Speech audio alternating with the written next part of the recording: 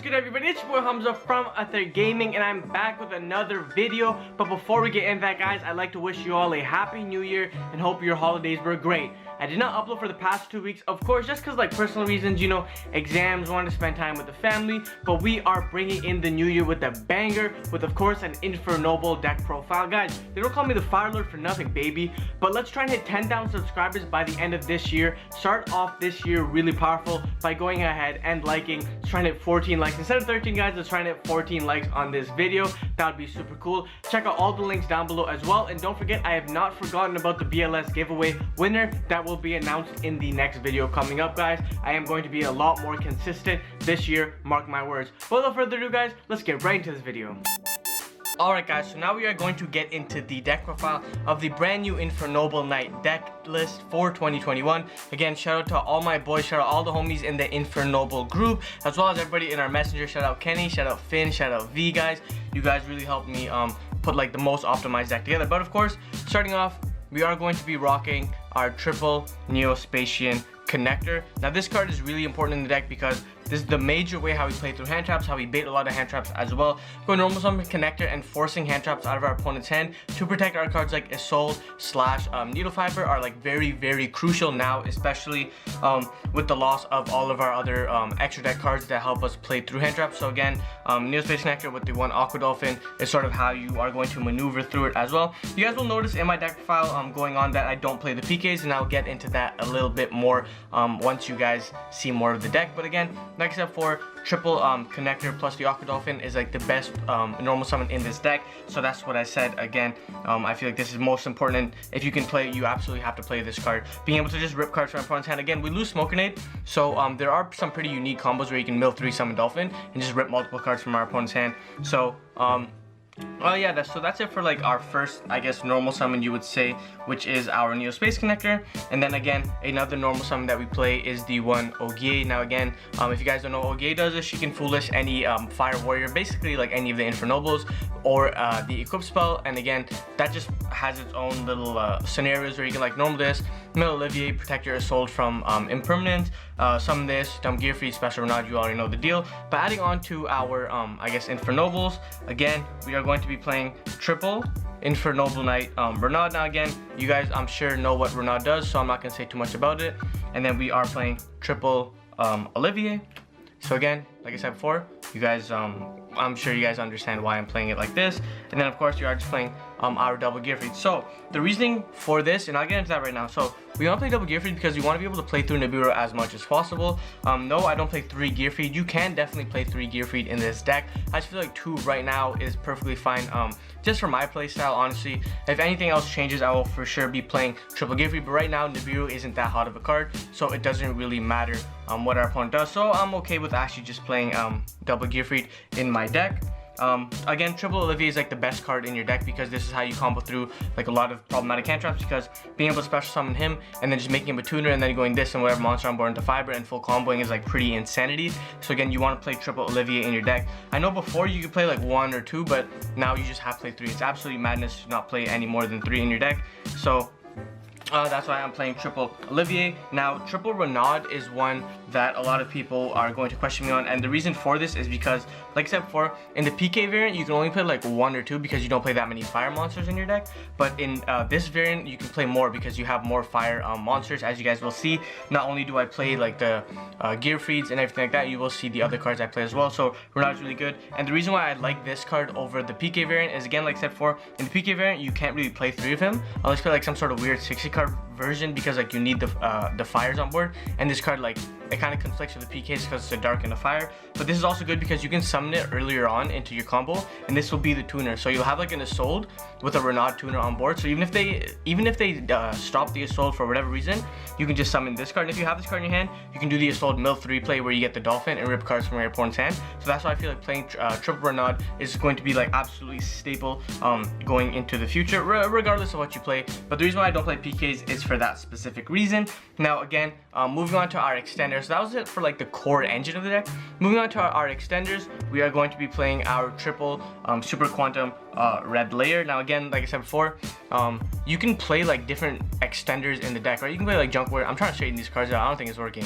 Whatever, I'm just gonna leave it like this. I hope it doesn't trick you guys. But like I was gonna say before, in the PK variant, you can play any sort of extenders. Yeah, it's still not working. You can play any sort of extenders in your deck. You can play junk forwards, you can play like Ather, you can play anything you want. But the reason why I decided to max out on red layers as opposed to any other extenders is, again, like I said before, is because I want to play triple Renaud in my deck, and this will work really well with Gearfried, being able to get into Isolde without normal summoning. So on the topic of extenders, and speaking of extenders, we are going to be playing fire extenders again. The best extender in the deck, I guess, is Fire Flint Lady.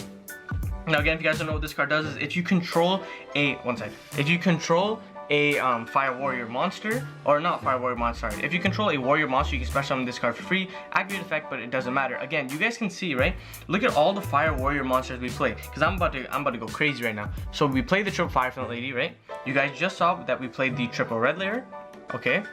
And then on top of that, you guys just saw that we played the Ogier, we played the triple Olivier, we played the double Gearfried, and then this just gives us all the synergy for the Renaud, and this is how we enable a lot of the plays being able to play through hand traps. I was thinking of like, how can I summon a tuner monster from my hand, just any ways to like be an extender, and it just became this. Not only can this card deal with a lot of problematic cards, like if a soul got interrupted or whatever, I summon a Fire Flint Lady, I summon Renaud, Renaud can add back any of my equip spells. Not only can it do that, but it does act as a tuner as well. So that's why I feel like being able to max out on fires is like really, really important in the deck. And again, like I said before, you guys don't need to move away from the strategy that already worked, right? Because at the end of the day, yes, we lost Smoke Grenade, but we're still a fire warrior deck at heart. So being able to capitalize on that is why I really like this build. And again, I got inspired by my boy Wesley, so shout out to Wesley. But yeah, like I said before, just these fire warriors, being able to max out on them is really important. Again, like I said before, you can play junk forwards, you can play whatever you want, but I would recommend to try this build out first and see later on. But that's of like the fire warriors, like the main deck engine. Now moving on to like more like the combo needed cards, we are going to play the one Armageddon Knight. So again, if you don't mill 4, or well, for the most part, this is a mill 4 combo, so shout out to V for showing me this. This is a mill 4 combo for the most part, but again, we can go like mill 3, we can go like mill 2, we can go like mill 1. There are a lot of awesome variants that this combo can do, but for the most part, you want to mill yeah, you want to mill 4, right? So you summon Armageddon Knight. Armageddon Knight will go ahead and send our Plague Spider. Look at this beautiful Plague Spider. Let me zoom in on this camera real quick. I don't know if you guys have seen this yet. Let's see if the camera will focus. Probably not, right? Because I don't know how to use the camera. Oh, look at that. Shout out to Ryan. But yeah, so is it gonna focus? Okay, cool. So yeah, just the Armageddon Knight, Plague Spider. Plague Spider is really important because we can use Plague Spider like 4 times in this combo. It'll be like reborn by summoning it, reborn it by itself, DDR, reborn by itself. Because not Harvard's turn, because thankfully all old cards can be abused. Can't get Smoke Grenade, so I'm gonna abuse the hell out of Plague Spider. So that's it for like those cards. Now we're still on the topic of combo cards, so we're just gonna be playing the one Deskbot and the one Coldwing. Again, like I said before, wasn't a fan of this. Now you have to play it for the power tool and all sorts of shenanigans. And again, like I said before, being able to play Plague Spider helps us deal with drawing Coldwing. Because if you draw Coldwing, you just go Plague Spider, put Coldwing back, say see you later, nerd, and Despot can be summoned from hand. So there's not a lot of true bricks in this deck.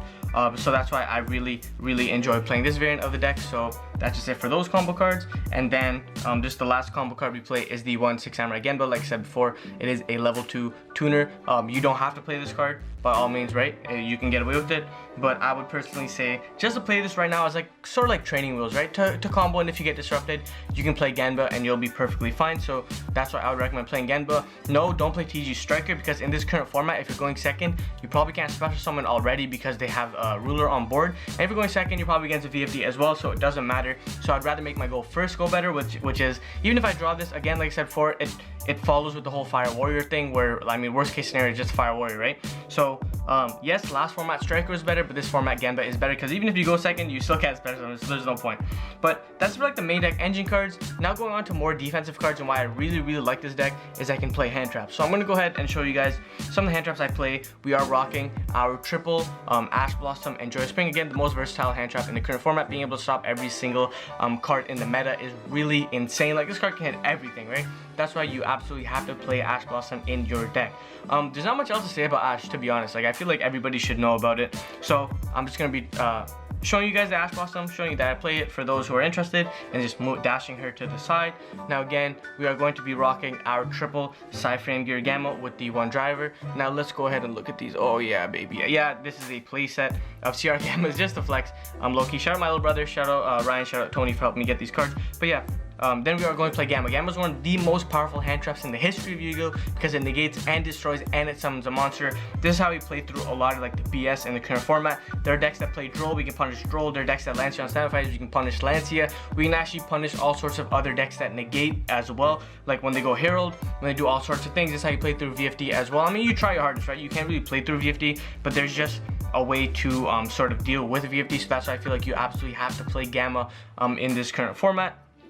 Again, Gamma is just really like overpowered. In the combo mirror match, Gamma can literally shut down a turn and let you keep playing. And again, like I said before, you want to play hand traps that stop your opponent from making the boards. My boy Finn said that the best way to stop the ruler decks and like virtual rule decks is not to try and like negate their board, but try and stop them from actually getting to the board. If you stop them from getting their search cards, they have to end with like some subpar shenanigans. It doesn't matter. So while we're talking about that, I'm going to go ahead and show you guys that I am rocking triple Skullmeister in my main deck. So again, I know sadly I don't have secrets, but if you guys have secrets, hit me up. But like I said before, guys, we want to play hand traps that can stop our opponent from actually accumulating or getting to the board. Now I know Ghost Spell can hit cards like pre-prep, it can hit like all sorts of those other cards as well, but I'm just personally on Skullmeister right now because Meister can hit every single Drytron in graveyard. It can also hit Ben 10 in graveyard. It can also hit the trap card from Virtual World. It can hit the spell card from Virtual World as well. It can hit Eva in the graveyard as well, and it is not a hard once per turn. That's why I absolutely love Skullmeister in the deck. So like I said before, guys, we want to be able to negate, right? We want to stop our opponent from doing it. So we're gonna play our Gamma, our Skullmeister, and our Ash, and this is how we're gonna stop our opponent from playing the game. You can play Ghost Spell, right? By all means, guys, you can absolutely go ahead and play Ghost Spell, and I'll show you guys why you can play Ghost Spell later on. But right now, this is just the hand trap lineup that I'm rocking. And then onto like the last defensive card of the deck, it is Triple Tactics Talents. So like I said before, this can be your Ghost Spell. So Talents can become your Ghost Spell. You can just dump this card to the side deck and be perfectly fine. Everything will work out. But I just feel like playing Talents in the main deck is again super essential in the deck because now that we lost Smoke Grenade, this will give us advantages to look at our opponent's hand. We can literally combo almost every time, not even almost, every single time we can combo, no matter what. 100% combo rate on this deck. If you guys don't believe me, I will literally upload a video showing test hands and combos like literally tomorrow if you guys want it, right? This like you can combo no matter what. So Talents is really good. Talents adds on to the fun of the deck. Ash, Gamma, and Meister I feel like are enough going second. I have tested against Drytron, I have tested against Virtual World, and there's literally, it's just insane. And then as well going second is even if like your opponent does a bunch of shenanigans, uses all negates, you go Talents and you just take his ruler, summon any tuner, and you full combo, right? So it's pretty insane. So that's why I feel like playing Talents in the main deck is really good. This is another way of how we play around the ruler board. So it is pretty cool in that regard. Now moving on to the equip spells, we are playing our triple artifact Durandal because again, you know, it's literally Rhoda, so why would I not play this card? So triple artifact Durandal in the main deck. Again, there's not much else to say about this. Worst case scenario, we grab it off Power Tool. Best case scenario, we open it up. So that's why you play triple Durandal. Now again, I have moved into a more DDR eccentric build. I don't know, like DDR build where instead of playing our triple living fossil, we're using our DDRs. So this will help us with our Plague Spreader, being able to abuse Plague Spreader, so that's why you play it.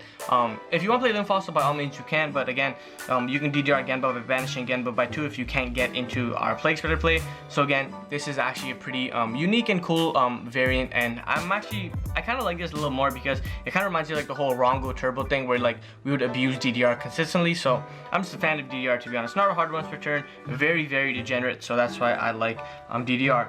Now moving on to the one of equip cells, we are going to be playing, of course we played the one Divine Sword, the one Living Fossil, and again, you want to be able to play I think 5 unique names in your deck, because if you draw one of the names, it kind of like sticks you if you don't play the 5th unique name. I was thinking about what should I play, man? What should I play? Should I play Autonomous Action Unit? Should I play our Fugitor? Should I play Meta Silver Armor? No, I decided to play Axe of Fools. Now I'm going to go ahead and explain why you play Axe of Fools. So I don't know if you guys remember, but during the Rongo format, I kept preaching how good Axe of Fools was, right? And now I'm going to go ahead and explain why. The reason why I said Axe of Fools is good is because you can use Axe of Fools on the Colossus and negate the Colossus, right?